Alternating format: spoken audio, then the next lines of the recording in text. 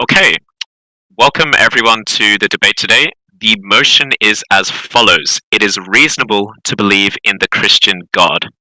Our two speakers tonight are Palindroam, the affirmative speaker arguing for Christianity, and Sir Captain, the negative speaker arguing for atheism. My name is Michael, and I'm the debate moderator for today. Thank you all for joining us. Now, for a bit of housekeeping, there will be no ad hominems, no insults of any kind, and the debate will be respectful, and there will be no talking over anyone.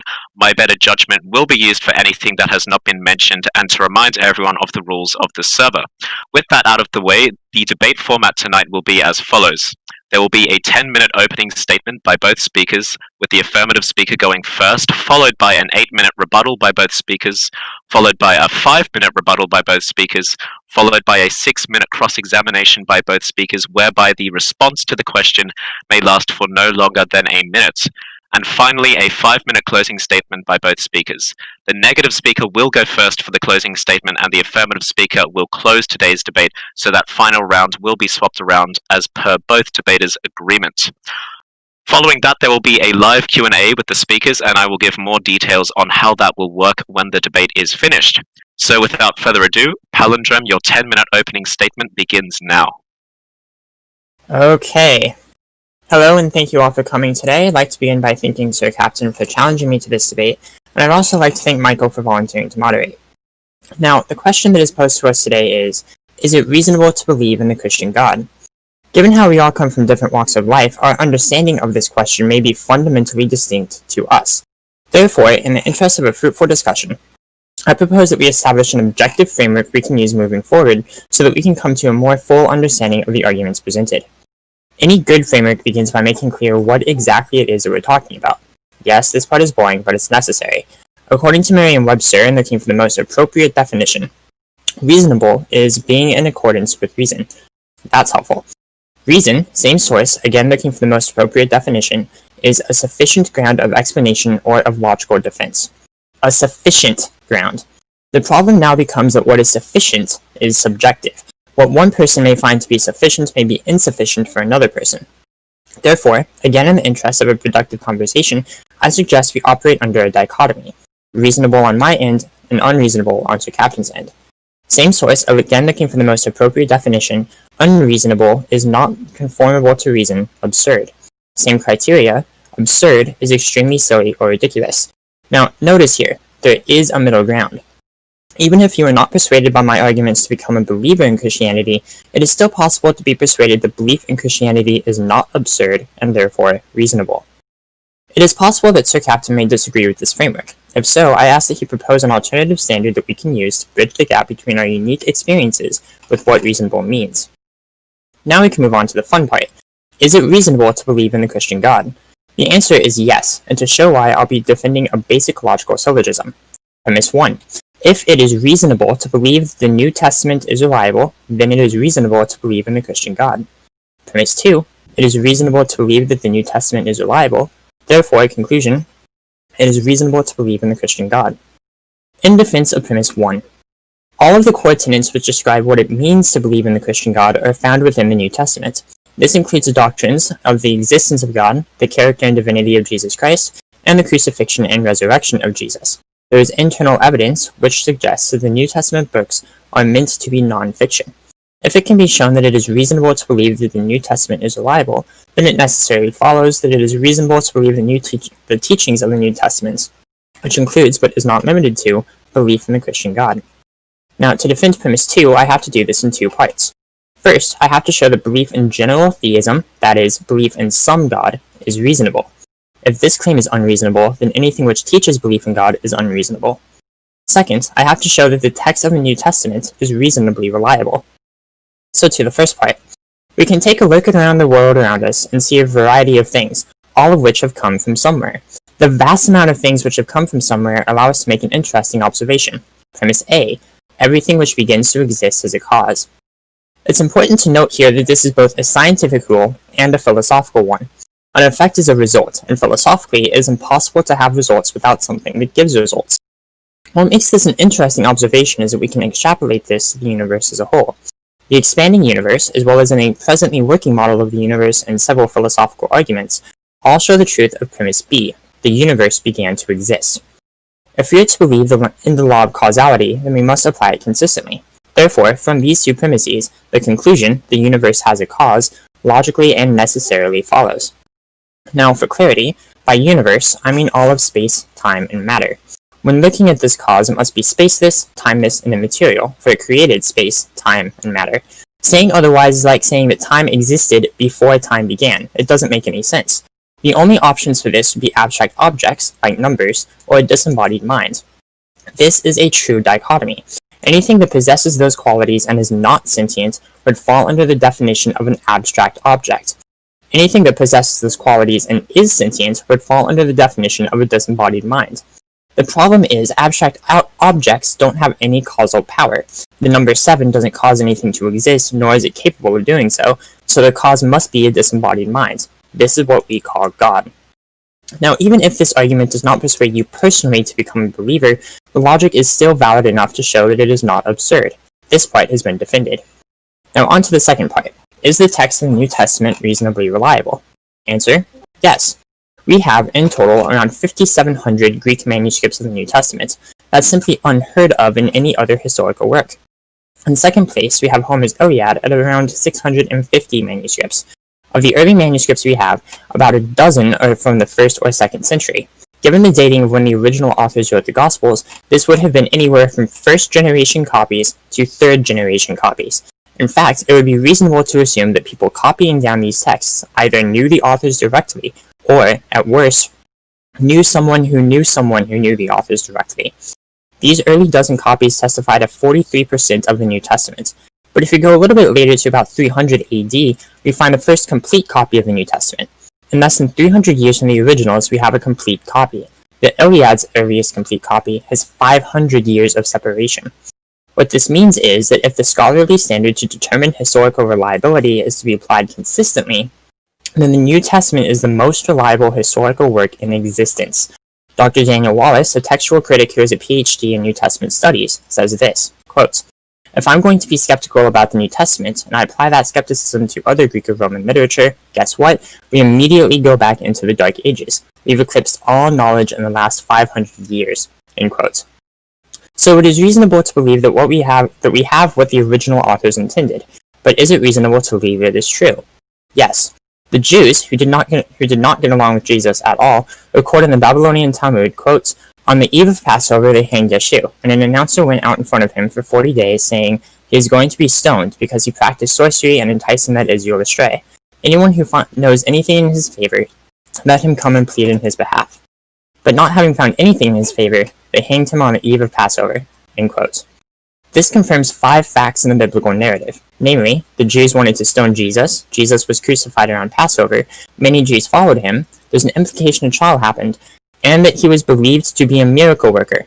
This is seen because they accused him of sorcery. This meets the criteria of embarrassment since they had to admit it was believed that Jesus had some supernatural power. This is why most historians believe Jesus to be a miracle worker. Graham Twelftree, an Australian-born biblical scholar, says, "There is now almost unanimous agreement among Jesus questers that the historical Jesus performed mighty works." End quote. This shows that, despite how unlikely it may seem to us today, the records of miraculous works in the Bible are reasonable to believe in historical scholarship. Now, keep in mind that this does not even approach the tip of the iceberg when it comes to the evidence regarding New Testament reliability. But all this is enough to say that believing that the New Testament is reliable is reasonable. With that, the second premise is defended. To sum up, we return to my main argument. Premise 1. If it is reasonable to believe that the New Testament is reliable, then it is reasonable to believe in the Christian God. This was defended by looking at the contents of the New Testament and finding everything that is necessary to the Christian faith. Premise 2.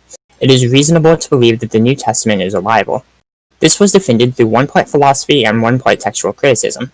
In the second, we've applied the standard afforded to other pieces of ancient literature to the New Testament, and found that the New Testament not only meets that standard, but far surpasses it. Therefore, it is reasonable to believe in the Christian God. The two premises have been defended and rendered true, so the conclusion, unavoidably and inescapably, follows. Thus I end my time. Thanks very much. You finished with 1 minute and 36 seconds remaining. If Sir Captain is ready. I'm ready. Excellent. Okay, your opening statement begins now. Alrighty, thank you guys for being here. I'm very excited. Thank you, Palindroam, for the opening. So, the topic of tonight's debate is it reasonable to believe in the Christian God?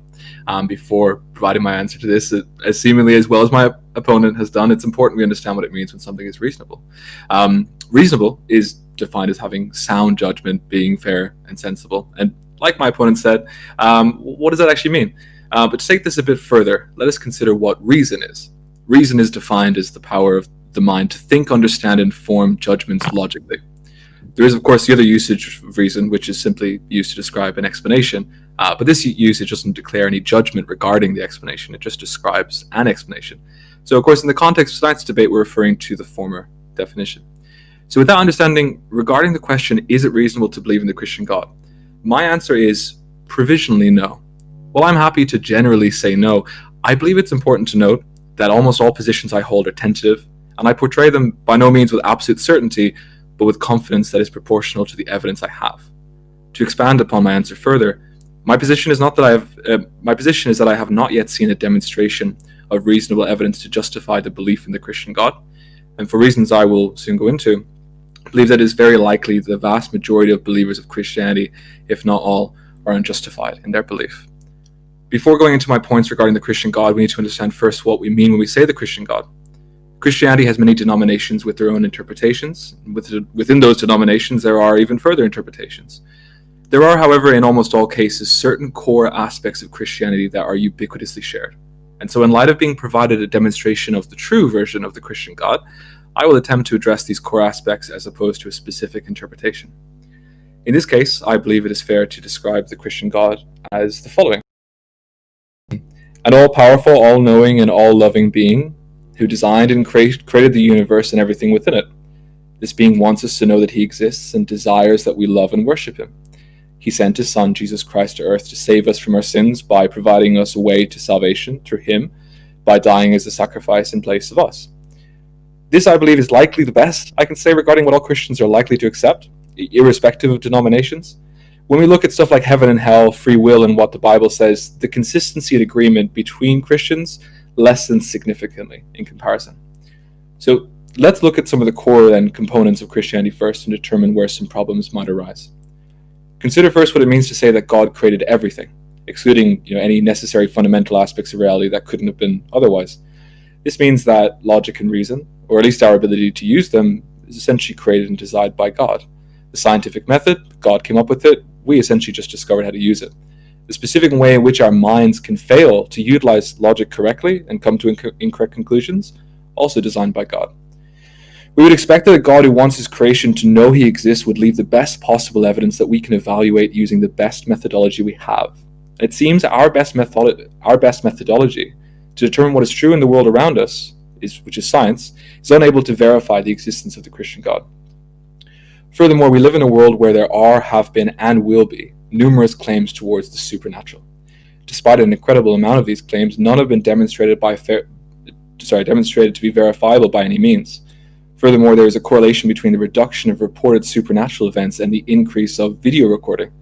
It seems that as we gain the ability over the years to attempt to verify such claims, they seem to not occur as much.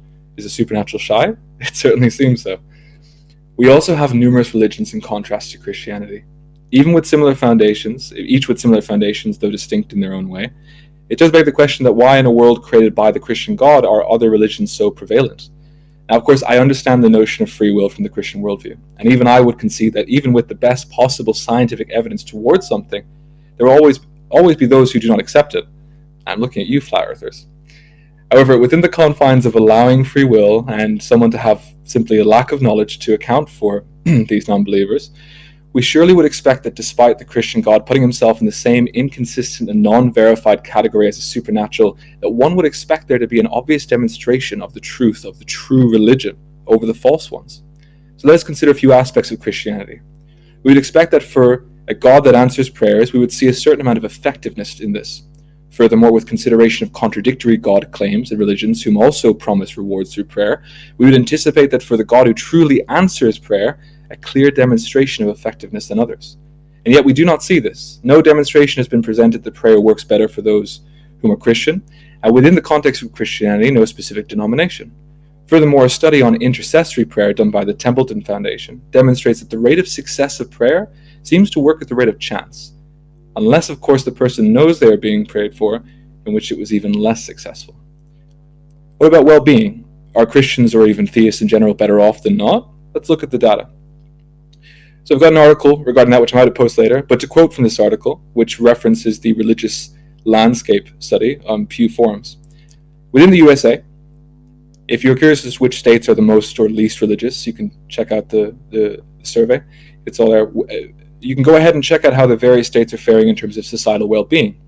The correlation is clear. The more secular tend to fare better than the more religious on a vast host of measures, including homicide and violent crime rates, poverty rates, obesity and diabetes rates, child abuse rates, educational attainment levels, income levels, unemployment rates, rates of sexually transmitted diseases, and teen pregnancy, and many more.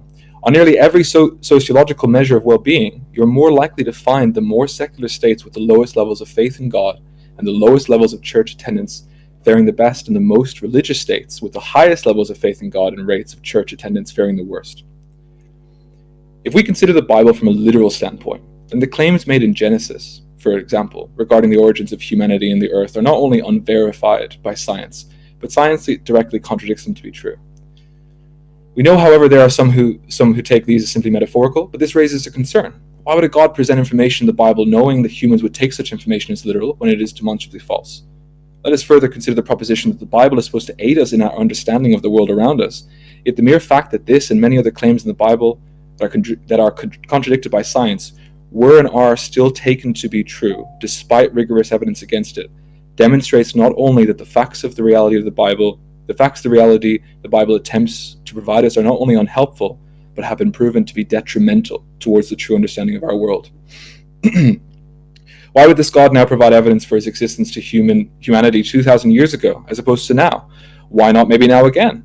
If we consider some of the great things the Bible says the Christian God has done, why are such fantastic acts and miracles restricted to a time period where the only possible means to document such a thing is via written text?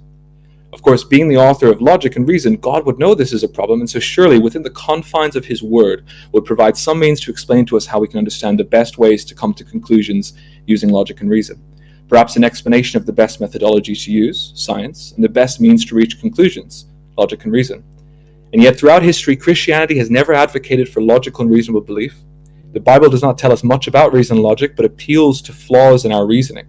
As soon as there is enough scientific evidence to oppose a literal view of a particular claim in the Bible, some simply change their views to it being metaphorical.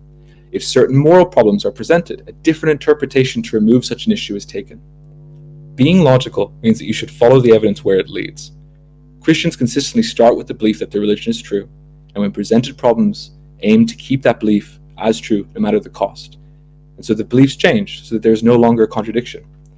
This demonstrates the exact opposite of what it means to be reasonable. There is certainly much more to discuss within the confines of Christianity, but when we look at the proposed model of what the Christian God is, as well as the history of Christianity and the actions and beliefs of Christians, there is a significant lacking in reasonable belief, and for this reason I do not believe that it is reasonable to believe in the Christian God. That's my time. Thanks very much, Sir Captain. You finished with 1 minute and 21 seconds remaining. So, Palindroam, are you ready? I believe so, yes. Grant, your 8-minute rebuttal begins now. Okay. So, in the beginning of Sir Captain's opening speech, which was a great speech, by the way, he presented a couple of different definitions to mind, but ultimately the realm is still the same. We're still debating about whether or not something is reasonable. Now, he mentioned in the definition of reason that this is talking about a judgment of information. And I would agree to this. However, like I said in my opening speech, that which is sufficient, in other words, the information that we have to judge and the decisions we render thereon, is subjective. So two people could have the exact same information and come to two different judgments about it. Therefore, we still have to be working under the dichotomy of reasonable or unreasonable. Now, going into his justification for his position, he said that the best way we can know about something is through science, and that science can't verify the existence of God. However, this is to make a category error. Science studies that of the natural world. It studies the matter and the science and the actual physical properties of a certain thing.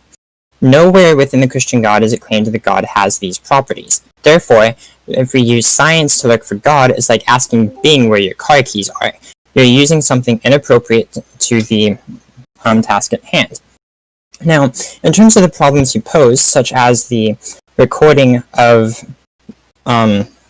as recording methods increase, miracles decrease, I have two responses to this. First is the lack of reasons for miracles. The lack of reasons for miracles. If we take a look at what exactly Scripture demonstrates, is that whenever there is an act of God, there is a immediate reason for doing so. In the Old Testament, we see God creating acts to either save the Israelites or to prove himself to the Israelites at that time. Similarly, with Jesus, he is proving his ministry when he is alive. Now that we don't have those reasons, there is an increasing lack of reasons for these miracles. Second is the free will defense, which you brought up in terms of the variety of religion. However, it also applies here. If we are to commit an action, free will would therefore say it is reasonable to expect the natural consequences for this action.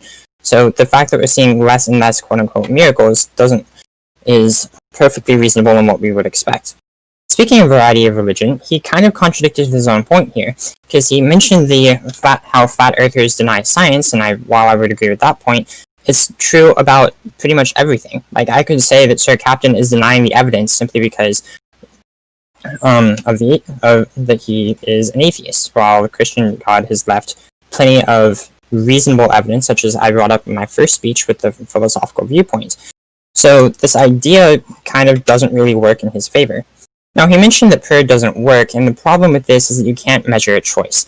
Well, of course it's going to look as if it's a chance, because God is a person. He can choose whether or not he's going to answer prayer. So this isn't something that's really measurable. Now, in terms of scientific well-being and how secularism has led to a rise in this, other studies show differently. This doesn't necessarily contradict his point, but there are plenty of other studies that show that the more religious a society is, the better it is. So this doesn't necessarily, again, say that his point is false. However, it does say that this point is indeterminate, which means it doesn't really help either side. Next, he pointed out that if we take Genesis to be literal, we have scientific misinformation. The problem is the purpose of Scripture is not what he said it is. It's not to help us to come to a better understanding of the world around us. It's to help us grow in a spiritual relationship with the divine. So it's not about it's not a scientific textbook. It's a spiritual one. The point behind this is that when it makes scientific claims, such as the specific details about the creation story, or anything regarding the shape of the earth, like it says there are four corners of the earth, it doesn't necessarily mean that to be literal, and we should not expect it to be literal. Now, he also asked the question, if God did this 2,000 years ago, why not again? The problem is, if he were to do it again, this would undermine the importance of what happened 2,000 years ago. The entire point of Jesus Christ was to be a once-and-for-all sacrifice. So if it had to happen again, then it wouldn't be a once-and-for-all, and would lower the importance.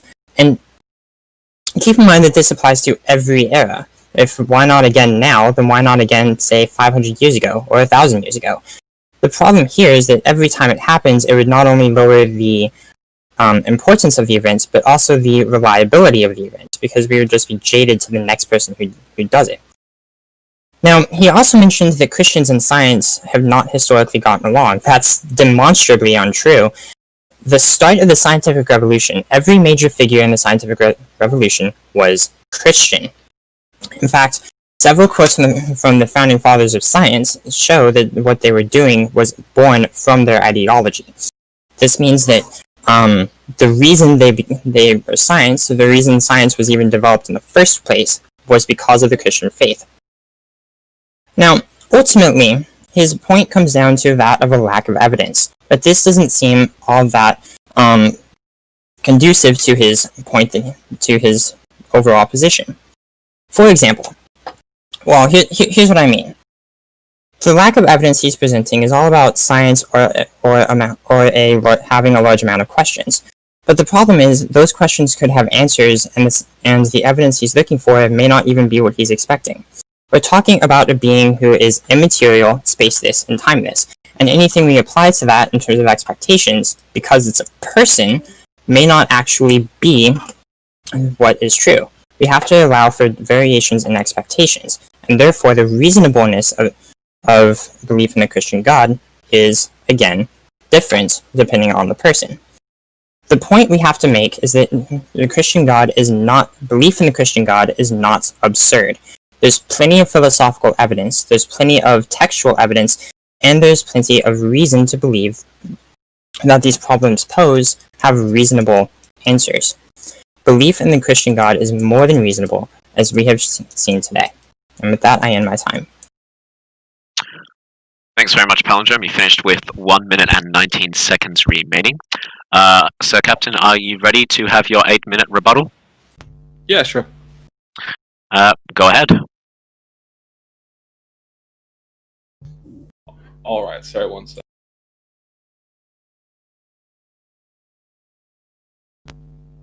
Oh, there we go. Okay. Technical issues. Cool, thanks for that, Palindrome. So I probably won't use up too much time. I wrote down a few things that you said. So, firstly, sure, in regards to the Christian God, believing, being able to demonstrate the existence of some God, of course, is important.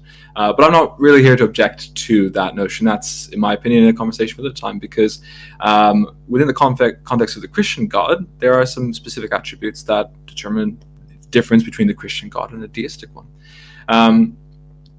So going beyond the notion of, essentially the Kalam, which I don't plan to address at the moment, you mentioned in your opening that essentially we have a lot of texts, right? We've got a lot of historical documents regarding Christianity.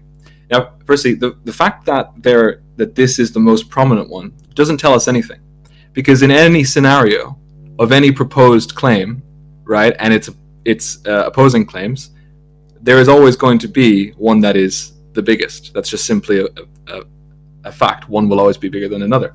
Obviously, to what degree is something to discuss. The issue with what you said about the historical accuracy of the Bible, right? You mentioned, I like this quote, if I can apply this. Oh yes, from someone I don't recall who you quoted for. It said, if I apply the same skepticism to the New Testament versus other historical works, I know you mentioned a specific one, but I don't recall what it was. Essentially, it would take you back to the Dark Ages. The problem is that there's a big difference between what some part of history might say versus the New Testament, because when we evaluate something like Jesus Christ as a man and what people did back then, those are all pretty mundane claims, right? But when we look at the supernatural element, resurrecting, being the Son of God, these are all extraordinary claims. And to suggest that if we can look at one bit of history, anything really, which is a perfectly natural thing, and say that's okay, and then also look at something else which contains a supernatural element and say, well, if we can say this is enough evidence that this is completely incorrect, because there is now more evidence required. We have evidence of people, being in wars and all sorts of historical events. We don't have any evidence of the supernatural, and we have a lot of evidence that stuff like resurrection does not happen. And so we would need more evidence than just what historians may say as far as reliability in regards to the supernatural nature of the claims. Now, I don't know. I haven't researched all that much about the history of Jesus Christ. I'm more than happy to say that there was likely a man called Jesus Christ, and people probably attributed these things to him. But as far as the supernatural aspect, the resurrection and the miracles he performed, these are all things that require a lot more evidence than simply historians agree. When we look at how we base our beliefs, it's important that we match our confidence level to the evidence at hand.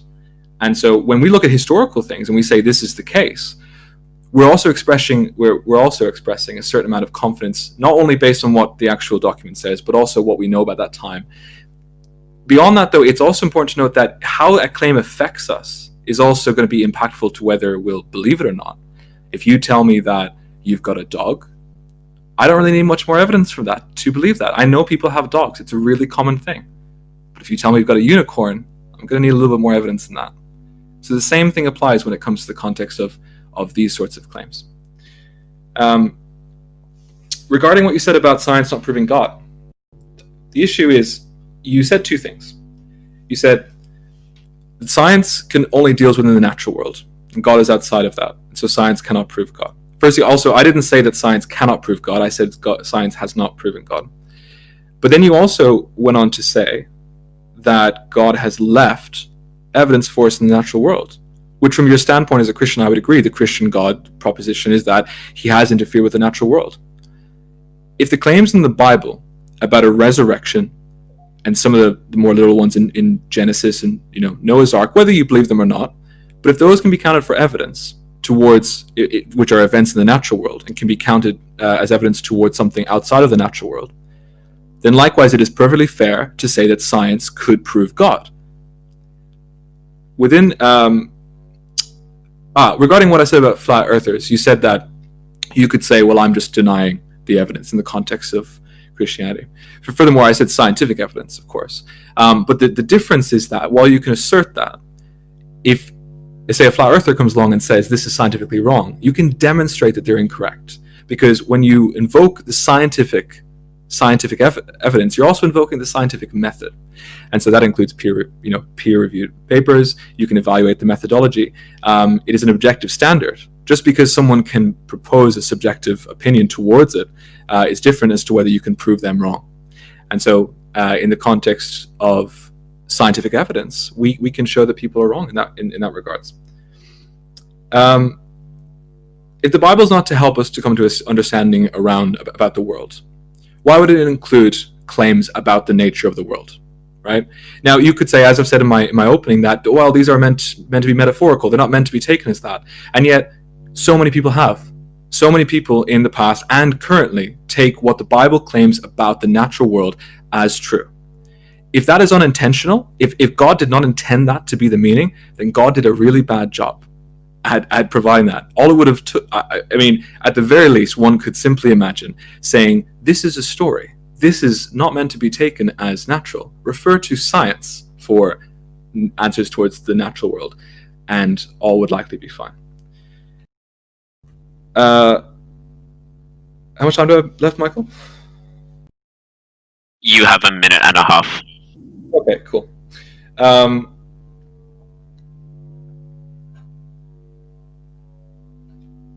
You mentioned, sorry, just read my notes here. This will be quick, and then I'll be done.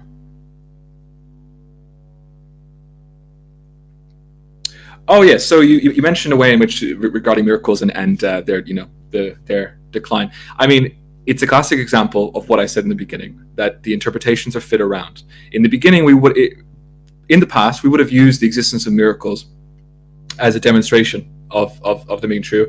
And then when they're lacking, what is the solution? As opposed to following the evidence where it leads, it suggested, well, they're not necessary anymore. We don't need miracles anymore. When I say that you say the resurrection isn't necessary anymore, I'm not talking about the resurrection. I'm talking about all sorts of miracles, all fantastic things that happen. Finally, the fact that people were Christians and scientists doesn't mean that they were scientists because they were Christian. And in the context of Christians and science, they will usually be okay with science up until the point it tries to go against what they already believe. That's my time.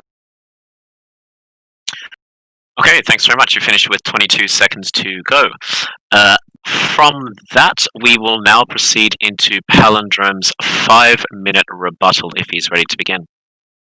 Yep. Please go ahead. Alright. So, in regards to the scientific aspect of God's existence, he said that science has not proven God. My point was that science can't prove God because it's category error. Now, in regards to the claim about natural evidence, which I said in my last speech, I wasn't referring necessarily to the scientific aspect of it.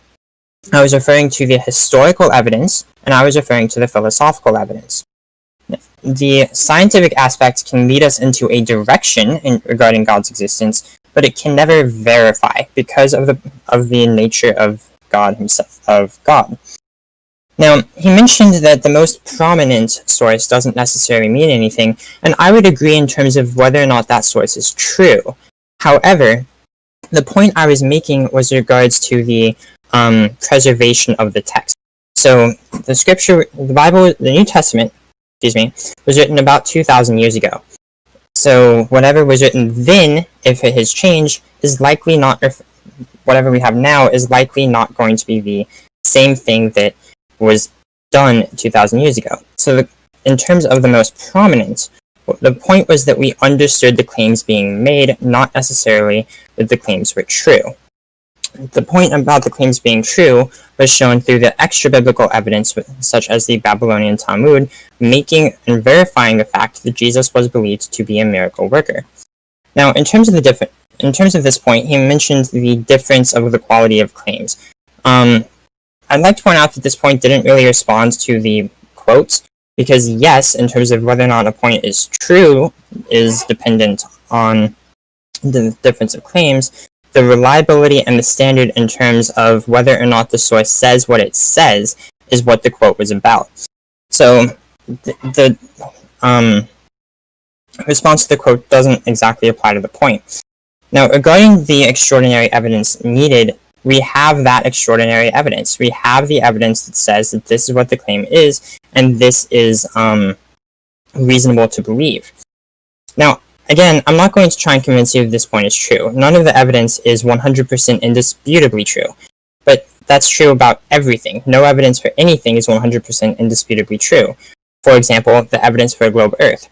It's obviously disputable, otherwise you would have no flat earthers. Now, the point he made about the flat earthers, we can demonstrate that they're false, is that we can't demonstrate it to them.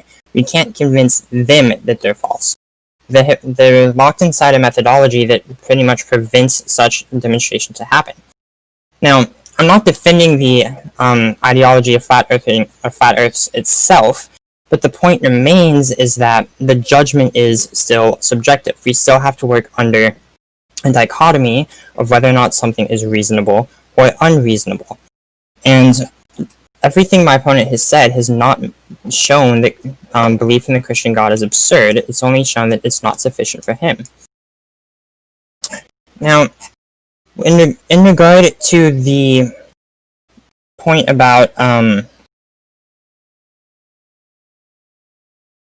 why include claims of the natural world in Scripture, the point here was to serve the story. As we see in Jesus' time, he spoke a lot about parables. And every time he did, well, a lot of the times he did, if not every time he did, he always referenced something in the natural world. The point of these stories, then, was to make the point clearer and more understandable to not only the people of the time, but to us today. I mean, if you just hear an argument without anything to relate that argument to, it's far less understandable than if you had an example with which you can relate the argument to. So asking why include claims of the natural world is like asking why include examples to an argument. So all of his points so far haven't demonstrated that belief in the Christian God is unreasonable. Therefore, we have no reason to believe that belief in the Christian God is unreasonable, and therefore we can conclude that it is reasonable. And with that, I end my time. Thanks very much, Palindroam. You finished with 37 seconds remaining. Sir Captain, are you ready?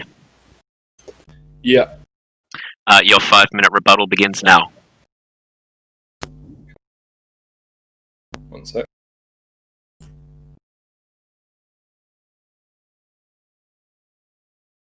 Sorry, my thing's just being a bit weird. Okay. No worries. So I think firstly, it's worth saying that, in the context of this format, there might be a few points missed on either side. So apologies in advance if I missed something prior, if I missed something now. Trying to take notes at the same time is tricky. But I've given a few things to address. You have essentially said that in regards to my point about it, there's always one being more popular, right? But essentially what you said is that this claim has more belief, right? And now I know you didn't say that directly, but you said it is the most well documented. We would expect that whatever claim is most well believed by society would likely be most well documented. When we look at the history, we know that specific versions of Christianity, depending on the time, weren't just suggested to be the case. They were heavily pushed towards everyone, even to the point that certain like kingdoms, you could say, would represent themselves as being Christian, and this is the official belief of the people, right? there's also that element of, you could say, peer pressure to be part of this. Even today, right? Some parts in America, some states are just so religious. If you go down there and you're not part of it, it's really difficult to you kind of feel out of place. Imagine that a long time ago, where you could get punished essentially and killed because you didn't believe the same thing. I think I'd probably, if I had to choose between dying and writing about something, I'd probably choose that. But the fact that one claim has a lot of people believing it, it doesn't demonstrate that it's reasonable to believe, right? Furthermore, you mentioned that it's been verified that people believed Jesus was a miracle worker. The fact that someone verified that people believed Jesus was a miracle worker doesn't demonstrate that Jesus was in fact a miracle worker. That is a separate claim which has to be demonstrated, and to assert that this does is a demonstration of being unreasonable. It's essentially fallacious. You said, now to be fair with this one, I think maybe it's just because you couldn't go into it, but you said the extraordinary evidence for this is that the claim says that it is true and that it is reasonable to believe. Now again, I feel like that may just be due to a lack of time, so I'm not going to post more on that, but if that is what you meant, then essentially you're saying that the evidence is that the claim says it's true and that the claim says it's reasonable to believe. But again, I don't think that's probably what you meant, so I'm not going to push more on that. Regarding the flat earthers, the fact that someone can deny 2 + 2 = 4 is irrespective of whether it is the case objectively, and the fact that you cannot demonstrate this to them is irrespective of whether this methodology is true. My point isn't necessarily that it is always unreasonable, but rather that so far the claims presented to me have not been reasonable. You also said, finally, that it hasn't been you believe it hasn't been demonstrated that it's unreasonable, so therefore it's reasonable. That is by definition an argument from ignorance. Just because a claim hasn't been demonstrated to be false does not mean then you get to assert that it is true. And I think as a final note to that, a clear demonstration of being unreasonable. And with that, my time's done. Sure, thanks very much. You finished with 1 minute and 39 seconds remaining. Now, both speakers, if they would like, I can offer 2 minutes to prepare your questions for your 6-minute cross-examination, or we can launch straight into it with Palindroam beginning. I would like 2 minutes of prep. Yeah, I'd like 2 minutes too. Sure. That time begins now.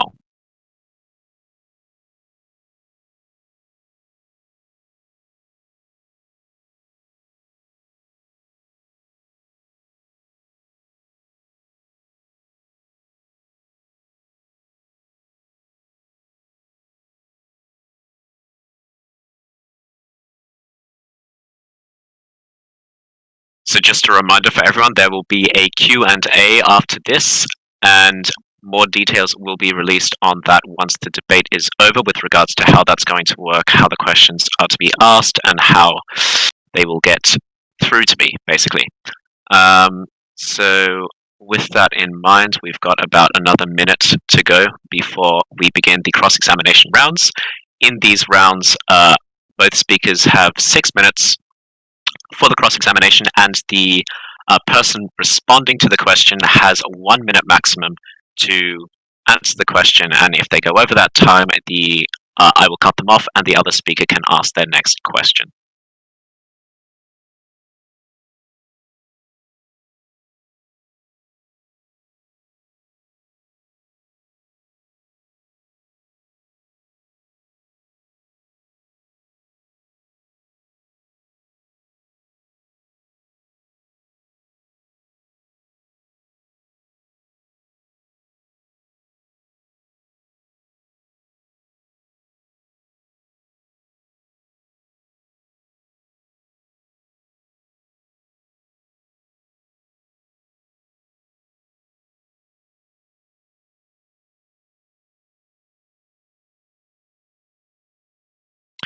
Okay, about 10 seconds remaining.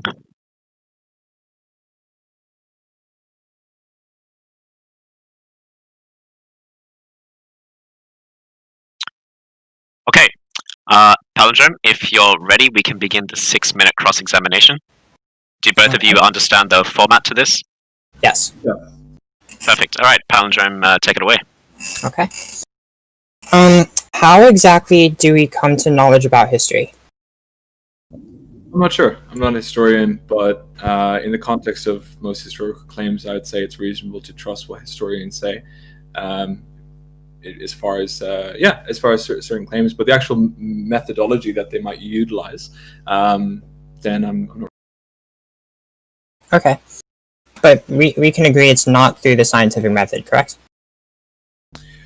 Well, if you're essentially saying like two is separate, I'd say yeah, it probably would. Okay.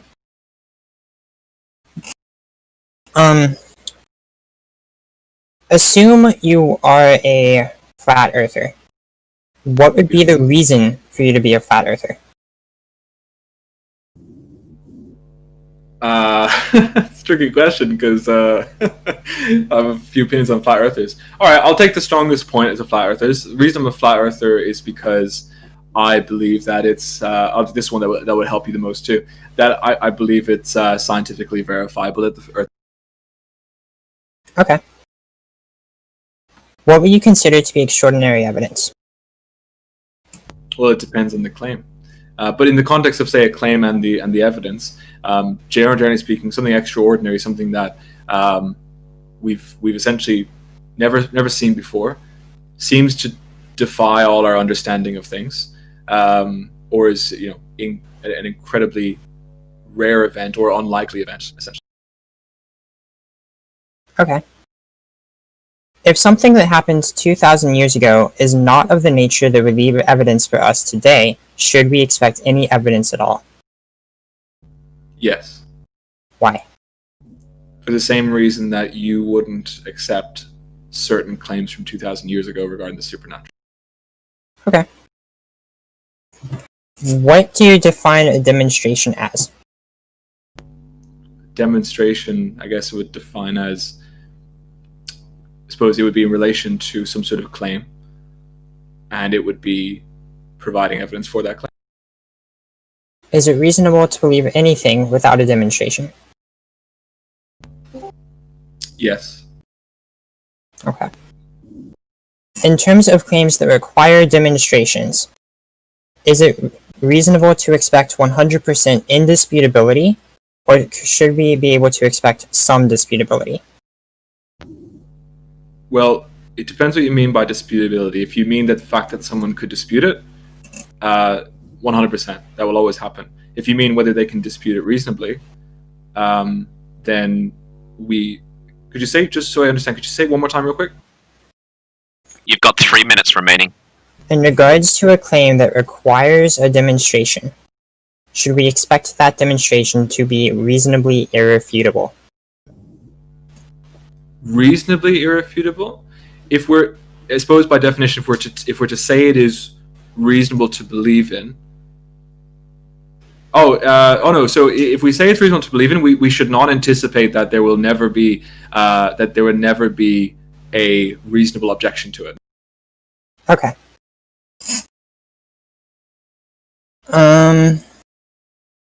There's one other thing I had here.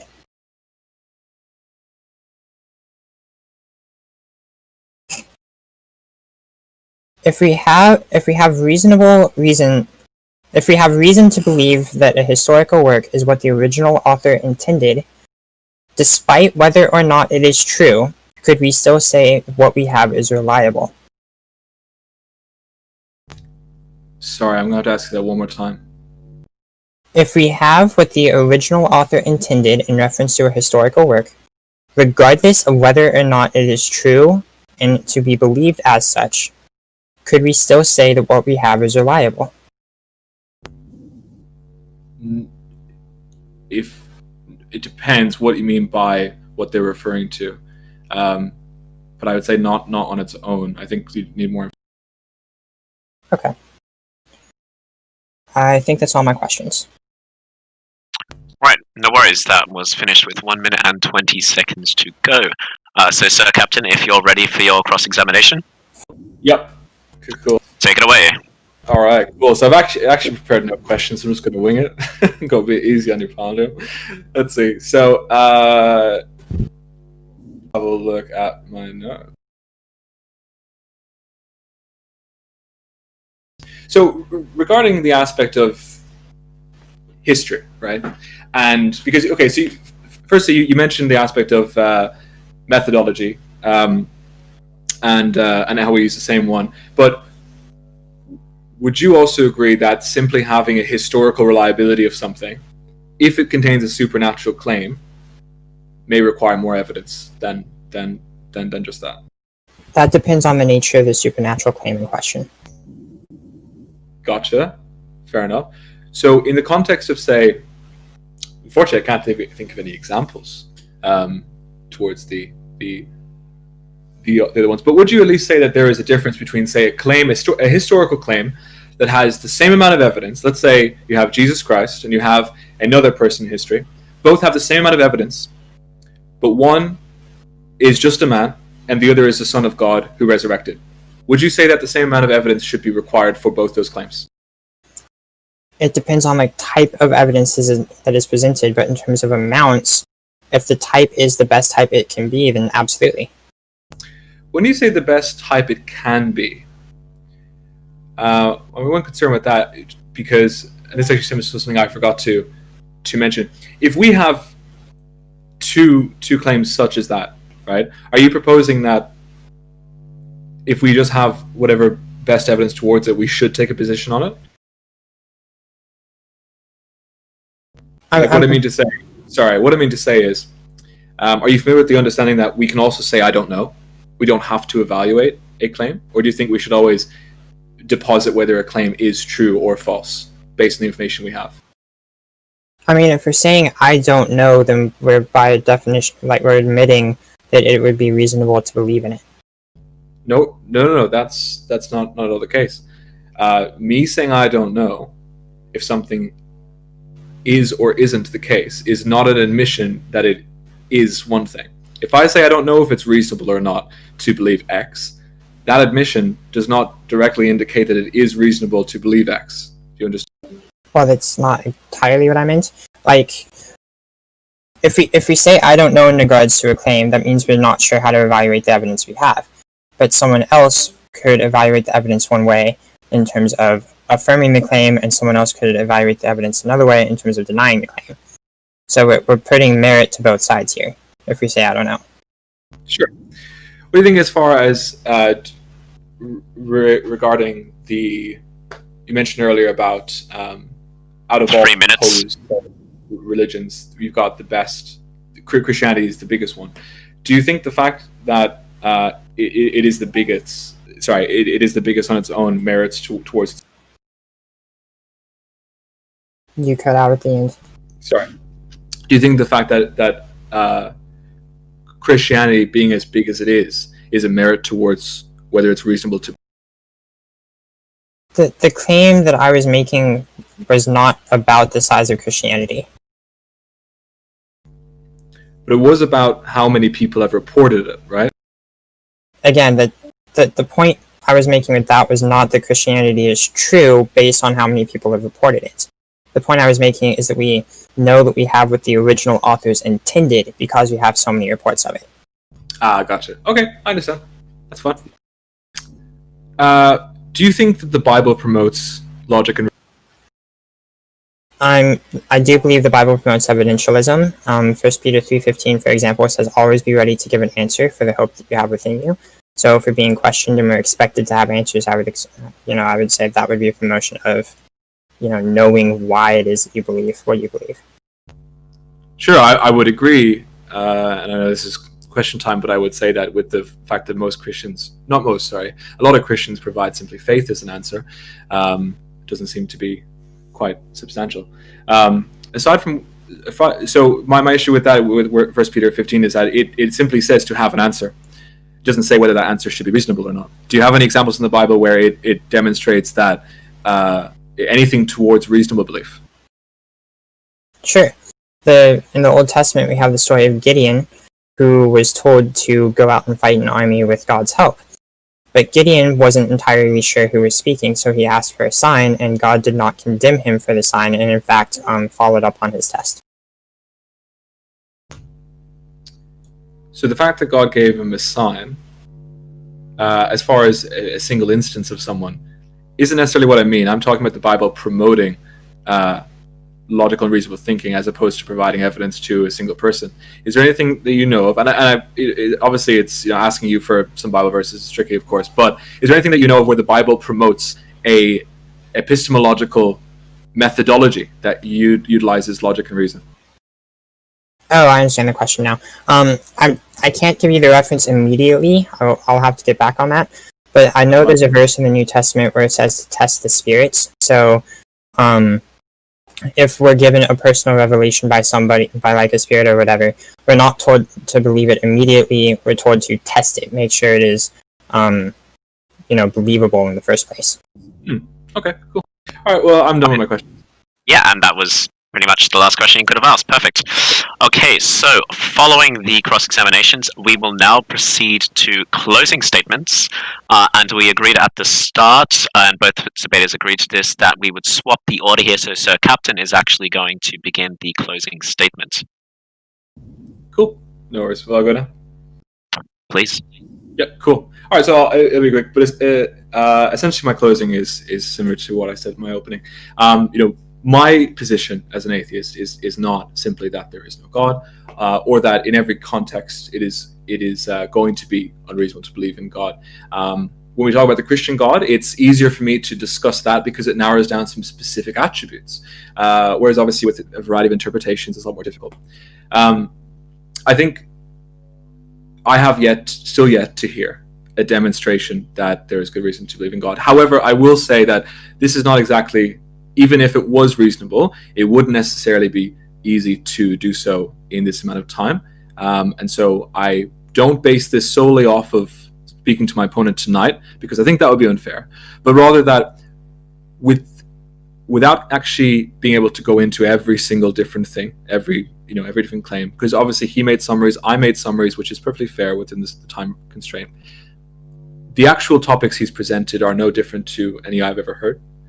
And when we look into them, we find when we look at how we deem what is enough evidence, it can be tricky to determine, if you just propose that question, how much is enough. But we can evaluate simply by comparison. If we agree on something, is this enough? We can agree. Or you can look at someone else's standard and say, hey, you believe in this. What do you think about this? Is your evidence the same? You can indicate these kind of things, and whether the person accepts it or not, you can indicate. So as a final thing to say, I think it's understandable why people believe these things. And I mean that in no condescending fashion, because I think one could even argue it was almost necessary back in the day. It's simply part of being human, as are many other bad conclusions we come to. And that's my opinion with a variety of essentially all other religions as well. The way I look at it, and again, I don't mean this necessarily in a condescending way, I think it's just the best example, is that if you imagine what it would be like to be long time ago and have no answers to anything, and to have a desire to want to know what is going on, it makes perfect sense to me that things would be posited as answers. I mean, I've got 2 daughters and they're asking me all these questions. I'm just like, oh my goodness, I understand now. Imagine having actually no answers, and even when you do have the answers, it's still so much. So it makes perfect sense to me that this is simply just another thing in human history where people believed in things, and a demonstration that people want to hang on to these beliefs, they get brought up in them, and they find ways to make them true, as opposed to following the evidence where it leads. And I think in some part, that has been demonstrated tonight when we discussed about miracles. But yeah, essentially, I'm always going to be looking for more, and we're glad to discuss more Palindroam later on about some specific points. But again, my position is simply just that the claims towards Christianity have not met their burden of proof, and I find it unreasonable to believe in God, or to believe the Christian God exists. That's my time. Thanks.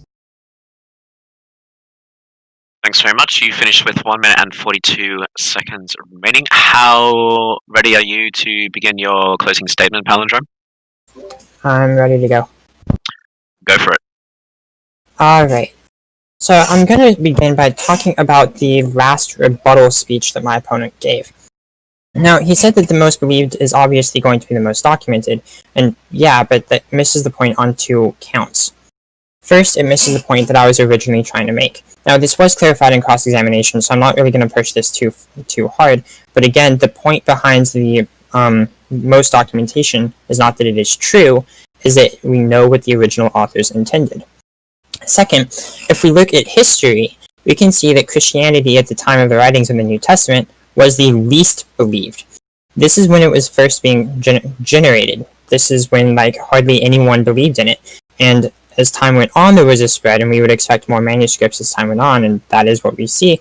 But if we look at the original manuscripts, we have plenty of the earliest manuscripts we have plenty of reliability in terms of knowing what we've got. Now, he said there was no demonstration, and again, there are two problems with this. First, the criteria of embarrassment is found in the historical method. It essentially says that a book is more likely to be reliable if it contains something that is counter to the point.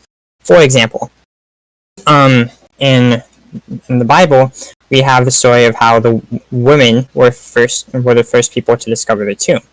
This meets the criteria of embarrassment because at the time, women were seen as less than men. If it was a lie, we should have expected men to have been the first ones to discover the tomb. Similarly, he said in cross-examination that it is reasonable to trust the historians. The historians believe that Jesus was a miracle worker, so I don't see how this is different to the standard presented. So, I said at the end of my last speech, it has not been demonstrated to be unreasonable, and therefore it is reasonable. And he said that that is the definition of an unreasonable claim. The problem is, I presented evidence in favor of my point. The point throughout this entire debate is not that Christianity is necessarily true. The point of this debate is that Christianity is not absurd. Then, if the judgment can be reasonable to anyone, then we can call it reasonable. Now, this is why I presented the definition in my case where we're talking about a sound logical defense, because someone could just say, oh, it's faith, or oh, it's emotion. We could agree that that's not a reasonable claim because that's not a logical defense. But if I'm able to give a logical defense, such as we have reason to believe in the existence of God, which my opponent did not contest, and we have reason to believe that Christianity is reliable, such as we find in the textual documentation that we know what the authors intended, and the extra-biblical evidence, such as the Babylonian Talmud, that show that claims in the Bible are true, or more likely to be true, then we have reason to believe that Christianity is true. This may not be convincing to you. You may not become a believer over this. You may still remain an atheist. You may still remain an unbeliever. But nonetheless, if you can understand that there's reason for this belief, then I have shown that it is a reasonable belief. So it has been demonstrated to be reasonable and has not been demonstrated to be unreasonable. Therefore, the affirmative burden is upheld. And with that, I end my time. Okay, thanks very much. You finished with 1 minute and 32 seconds remaining. Now, first of all, thanks both of you for the debate. It was perplexing and thought-provoking. And we will now begin the Q&A session. So to emphasize how this is going to work, I would like everyone to utilize the VC chat text channel, which is just above this debate voice chat. And ping @formal debate moderator, and you may either ping me the question, in which case I will ask for you, or you can ping me and I will assume you desire to ask it yourself. If you do not ping me, I will skip over you because the order will be chronological, so you will have to wait longer if you don't ping me. You will each be able to have a response to the speaker's response, but I will tend to limit this to one response so that we can move on. However, again, I will use my better judgment if that is not working on a question-by-question basis. So without further ado, if any of you want to start asking questions, just go to the VC chat and ping the @formal debate moderator, and we can begin the Q&A session. We have one question already from Universal Darwa, who's had to head off, but he's asked me to ask this to Palindroam. He says, and you can read this for yourself if you'd like in the serious debates chat, but I would remind everyone to use the VC chat. He left before I announced that. Christians believe that the human nature of Jesus died on the cross. So is human nature of Jesus a part of the Trinity? If not, then no one from the Trinity died for your sins. But if human nature of Jesus is a part of the Trinity, then the Trinity was incomplete for 3 days. That is to Palindroam. I mean, I'm not entirely certain I understand the point he's trying to make here. In general response, though, the idea is that the Trinity is a spiritual entity, and nowhere in Christianity is it taught that spirits, quote unquote, die. It was the flesh that died, but the spirit did not, so that I wouldn't say there would be separation even in this case. Okay, now I'm just going to pretend I'm just going to try and steelman him and just ask specifically and maybe rephrase his question. In the person of Jesus, we have the human nature and we have the divine nature. And we have to affirm as Christians that God died on the cross for our sins. Otherwise, if we only needed a man to die, anyone could die. It didn't have to be the Son of God. So the question becomes, when Jesus died on the cross, did the divine nature die with him? And if not, how can we say that God died? I mean, there's kind of a misunderstanding of the claim, because when we say that God died, we're referring to the person of Jesus Christ, which is both natures in one person. We have the human nature in terms of the fleshly body, and then we have the spiritual nature of God, which we would call the divine nature. If we're talking about the death on the cross, then we're talking about the fleshly nature. And the reason it had to be Jesus and no one else was because only Jesus was perfect. Only Jesus had the ability to be completely without sin, and such a case was necessary for the death, is seen in the symbolism of Old Testament sacrificial law, where it was asking for a lamb without blemish to be the sacrifice. Okay, thanks you very much. So we have a question for Sir Captain from Arman. What kind of epistemological view do you hold? And you talked about evidence in terms of science, so what is your position in philosophy of science to accept evidence from science? Are you a scientific realist or scientific instrumentalist? Well, thanks for the question, Armin. So, I mean, as far as epistemological view do I hold, I'm not sure exactly what you mean, because, I mean, if you were a pre-sop, we'd talk about that. if you're just referring to the scientific aspect, but I guess to answer the first question, as part of the full question, is that I essentially have presuppositions that logic and reason is valid, and I use those, and I believe those are the best things we can use to come to conclusions. I care about logical fallacies and avoiding them, etc. As far as science, I guess philosophy of science, I haven't really gone into it too much as far as what it's labeled, but I think I've just looked it up now. I guess you could call me a methodological naturalist, in the sense that I don't necessarily hold a philosophical view that the natural world is all that is, which I don't. It's not me saying I'm convinced that there is more than that. I'm just not convinced that's all there is. But as far as essentially from a practical standpoint, I treat life as if it is the case that that's all there is. Okay, and a question unless Armand wants to respond to that.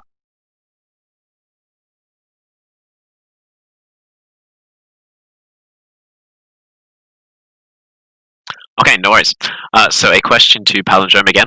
You talked about the reliability of the New Testament. So according to some of the prominent biblical scholars, such as James White, there are 40 authors of the book of Hebrews, and some of them even had the same names. So how do you trust these books are inspired word of God? It doesn't logically follow to trust them because some falsely named anonymous authors wrote it. So 2 things there. First, the book of Hebrews is the only book of the New Testament that we don't know who the author is. There are solid arguments for every single other book of the New Testament where we know who the author is. And in the case of Hebrews, the very premise behind the question is a logical fallacy, because it's saying we should judge the content of a message based on who gave the message. The content of any argument, I would say, is better than who spoke it. This is why Paul says to Timothy, don't let anyone look down upon you because you're young, because the content of the truth this isn't part of the scripture, but the content of the truth is more important than who is giving the truth.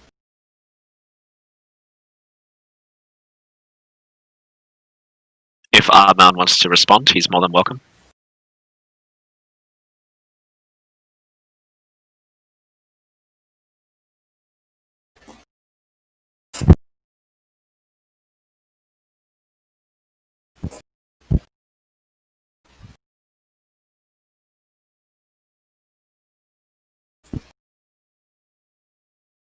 Okay, so Arman, in response to that, is asking who wrote the book of Judges.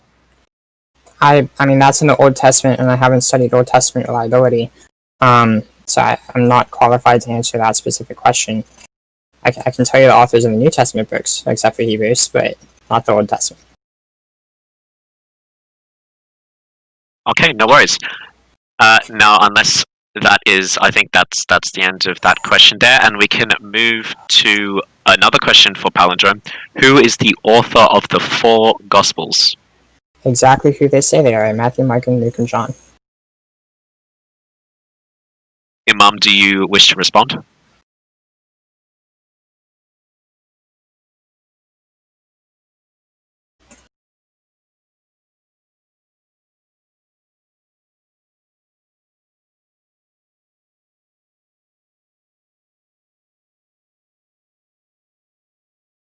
Imam, do you wish to respond?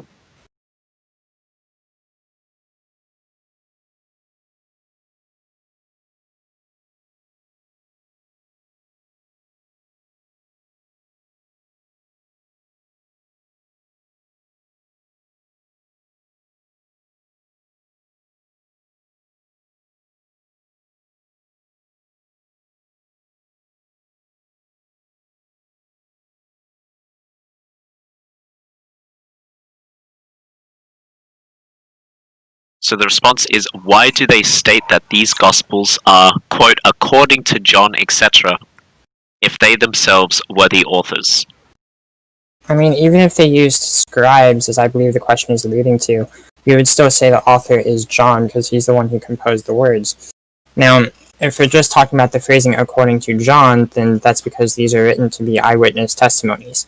So these aren't necessarily saying objective bird's eye view of the facts. These are saying this is the gospel that was translated, that was like seen through the eyes of John.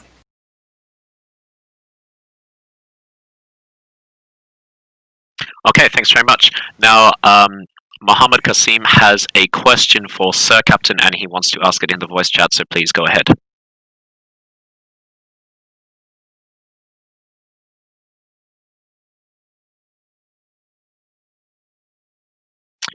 Mohammed, are you there? Rip.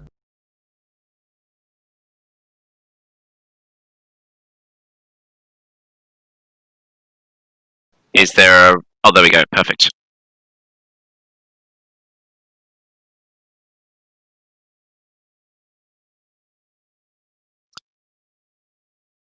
Please go ahead and ask your question. Me? Yeah. All right, yeah. So my question is, how do you assign value? So this is for the atheist. How do you assign value to a human being? So, like, if I was going to commit a genocide, kill humans, from the atheist worldview, that would be a rearrangement of atoms. So how do you assign a special value to humans over animals? And another thing is that our morality is subjective. Like, according to the atheists, our morality is subjective. So we need an ultimate moral lawgiver that will tell us what's right, what's wrong, to decide what's correct. Sure. So, firstly, the whole discussion of morality is something that would obviously take a while, and even though I may hold this particular position, doesn't mean I'm master of ethics. In regards to what you've just said, though, the fact that science may say we are ultimately speaking just a pile of atoms says nothing about what we are within the context of being human beings and our perception of reality. We have morality because we want to. We don't need any more justification for that. In regards of, moral claims, then it can get a bit more tricky. But as far as simply having a morality and caring about things, it doesn't matter what the nature of reality is. It is simply the case that we do care. If you found out tomorrow that you were simply in the Matrix and the food you were eating was nothing more than an illusion, would it stop tasting good?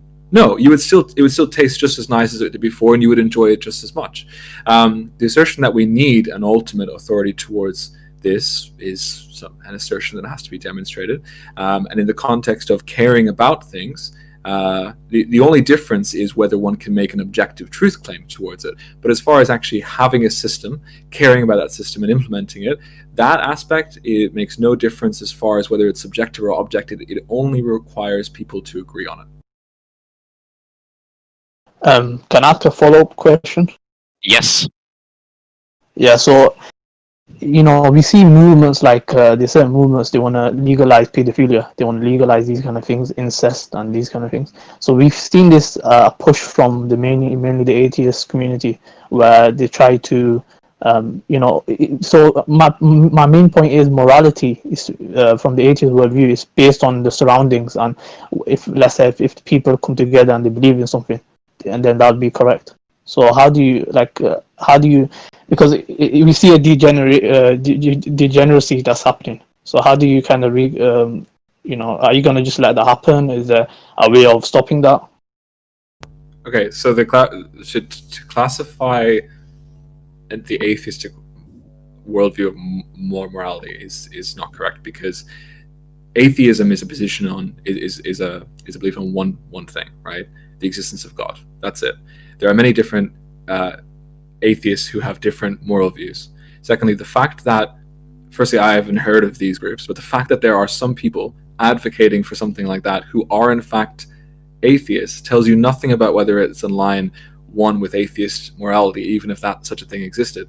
It would be unfair for me to say that a terrorist organization and the actions they did, because they believe in Islam, is therefore an expression of Islam. And I think you would agree with that. So likewise, the assertion that these people who may be atheists, which is not even, atheism has no dogma, it has no instructions for anything. It is simply, it would be like saying, if there was someone who didn't believe in bananas, right?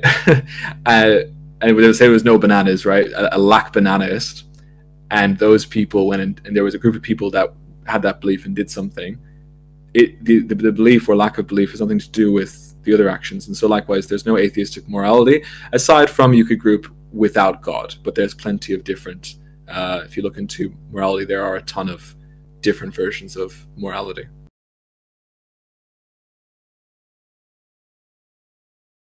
Can I come Thanks, back on that, or? well, I think this is one that will go on for a long time. I mean, it deserves an entire debate of its own. So I think we'll move on. Just for the sake, and if we still have time at the end, we can definitely come back to that. It's a big question regarding atheism and morality. So from Universal Dawa, the next question is to Palindroam. God is perfect. That means he does not change. But when someone loses something, that means he or she changes. God lost his son for 3 days, so he was incomplete for 3 days. I presume he's referring to God the Father here. If you, Palindrome, say that God did not lose his son, it was not a proper sacrifice, and that leads to very many contradictions. There is so much to unpack there. Suffice for now will be the analogy of a human, like, losing a loved one, right? So, like, if my mother died, then I would have lost my mother, but that doesn't mean anything about me or my character would change. Like, I would still be me, even if my mom dies. So the idea that the premise that if someone loses something, then he or she changes, depends entirely on what that thing is. And in regards to persons, that premise simply isn't true.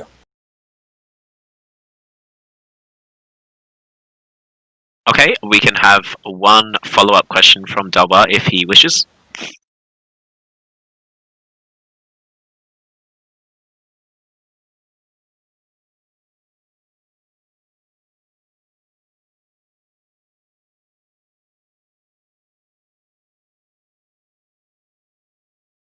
So the response is, if we lose something, we change because we had something in the past that we do not have now.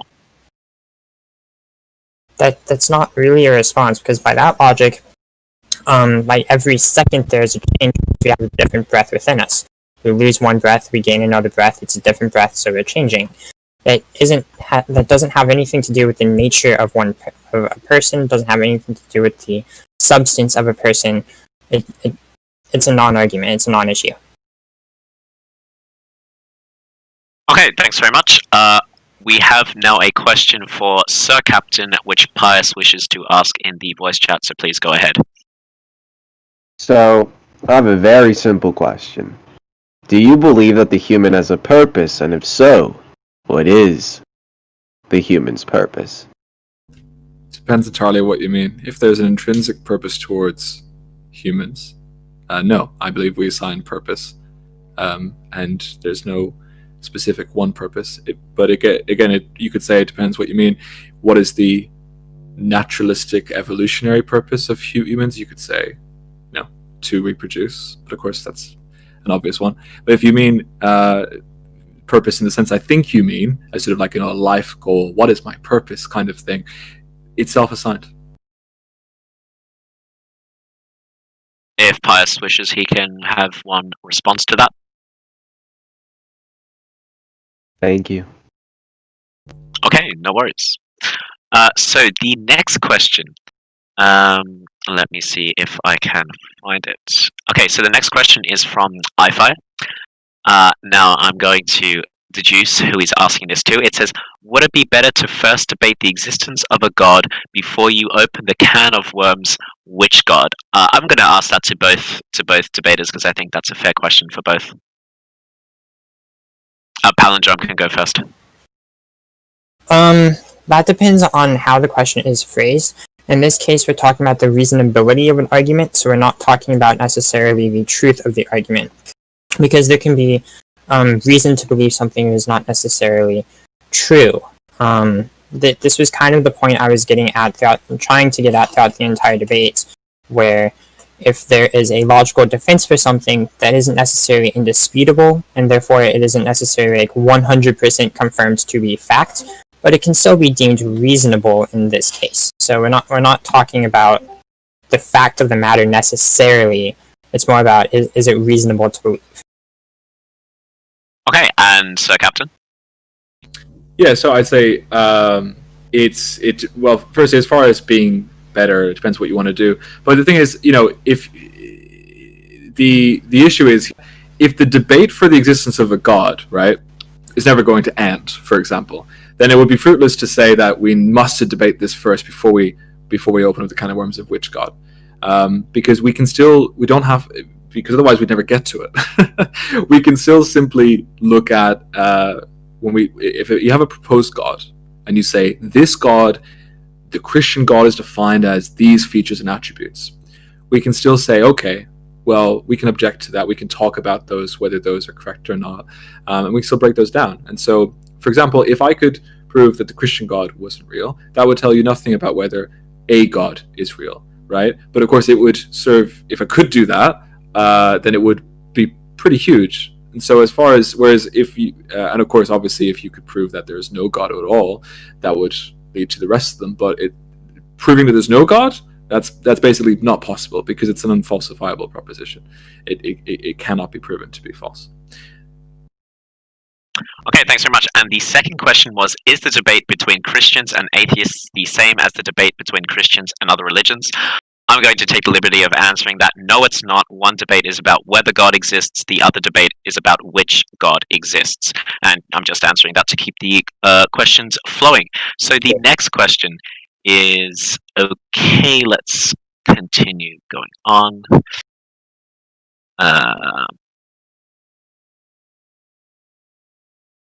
Okay, so the next, Dawa is asking to have another response. I'm going to see if there is any other questions before allowing that to happen. In this case, it doesn't seem like to be, so Dawa has another question, presumably for Palindroam, relating to the person of Jesus Christ and his death on the cross and how that relates to the Trinity. So Dewar, please write in your next response, and I'll ask Palindroam for you.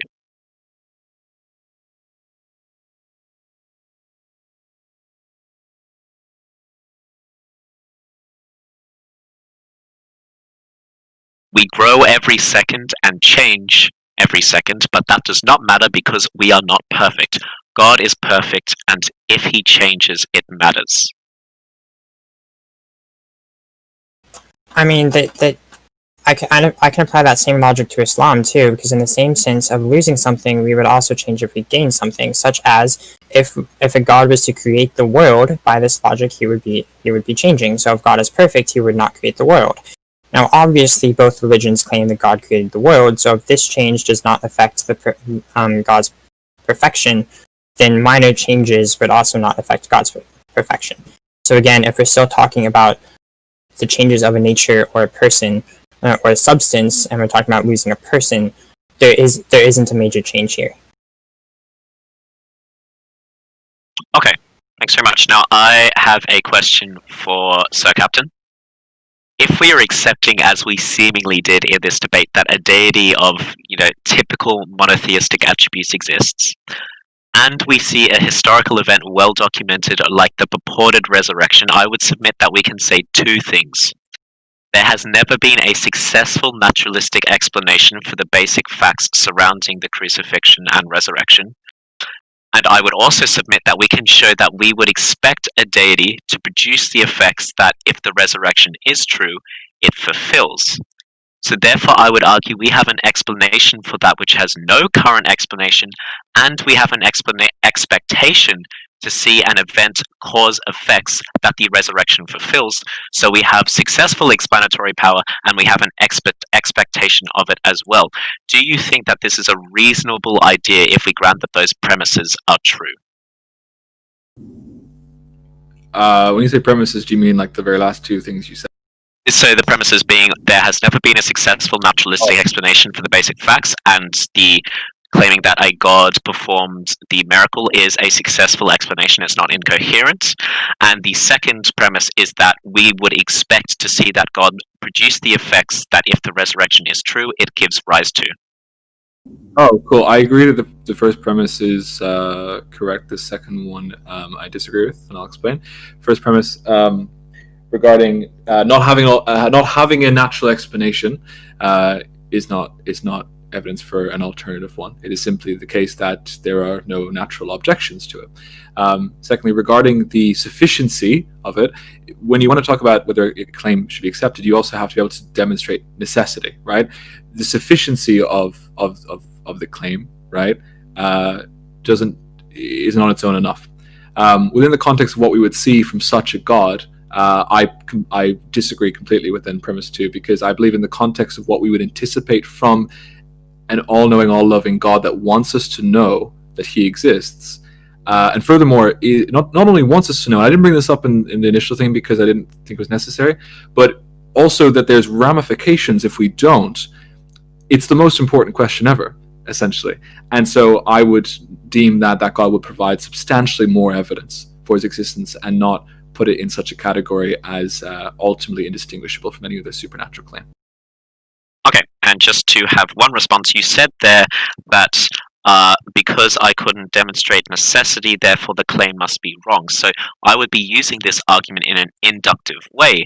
And if you object to inductive reasoning by saying that it doesn't follow necessarily, well, then you would undermine the entire scientific method as well. So I would rephrase my question to say, if those two premises were true, namely that there is no naturalistic explanation for the resurrection, and that it is a fair explanation to say that it was miraculous, and beyond that, we would expect to see that, do you think I have got inductive grounds to believe that the resurrection occurred and that Christianity is therefore reasonable? So firstly, I'm not actually sure to what degree induction should or should not be used, but as far as I'm pretty sure it can lead us to a lot of wrong conclusions. I didn't say that the fact that it's not necessary, it hasn't been demonstrated necessary, means it's false, but rather that it's the problem with just being sufficient, which appeals to, I guess, inductive reasoning, is that you can also propose an alternative claim, which is contradictory, which can also be sufficient, right? And so it's demonstration. When we understand that and we see that happen all the time, we know that you can have, hey, this makes sense, right? But how do I know it's the right one? Simply choosing what appears to be the right one doesn't mean it's actually reasonable to conclude. Sure, I guess it would appeal to induction, but it's not to say that it's wrong, but rather that in order to distinguish it from any other kind of claim that could also be sufficient, you need to demonstrate that it's necessarily this one. Okay, thanks very much. Now to the next question is from Arman, who would like to ask it in voice chat. So please go ahead, Arman.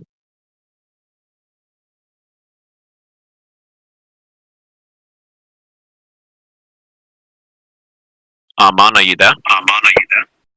Yes. So the question I have to Palindroam is that like, can you prove from the Bible that Jesus is the only Messiah of Jewish history? I mean, if Messiah Jesus is God, Son of God, King of Kings, Lord of Lords, etc., then what about all the other messiahs? Why they're not all of this as well? Well, according to Ben Shapiro, who admittedly is not a Jewish scholar, but he has studied this sort of thing, in the Jewish tradition, there is a acceptance that there are going to be multiple messiahs. So this isn't really inconsistent with how history has played out, because the Jews have claimed multiple messiahs. That is consistent with what they believe.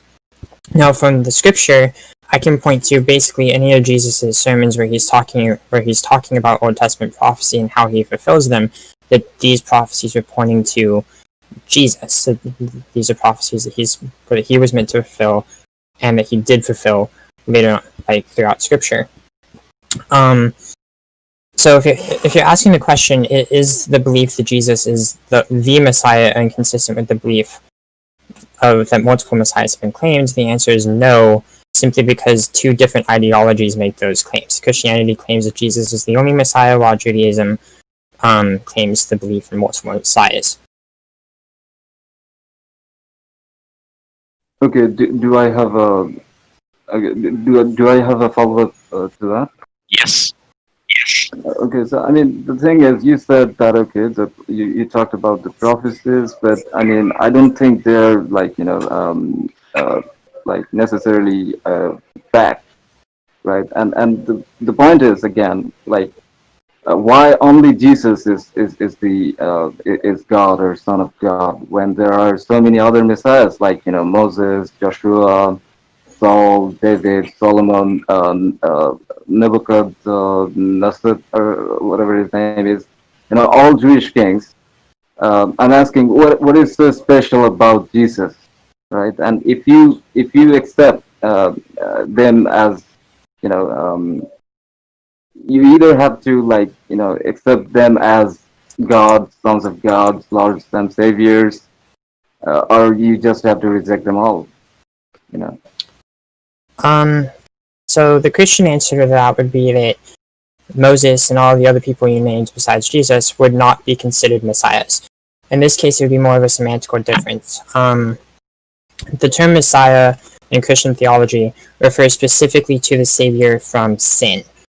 And that's a title that can only be applied to Jesus, as the other ones were meant to lead people in the law, but only Jesus was meant to save from sin.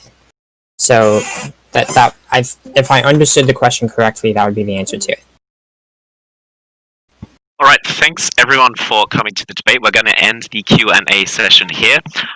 Thanks very much for to the debaters for their wonderful discussion and, of course, answers to the questions. And I suppose we hope to see you next time. Thanks, bro. Woo!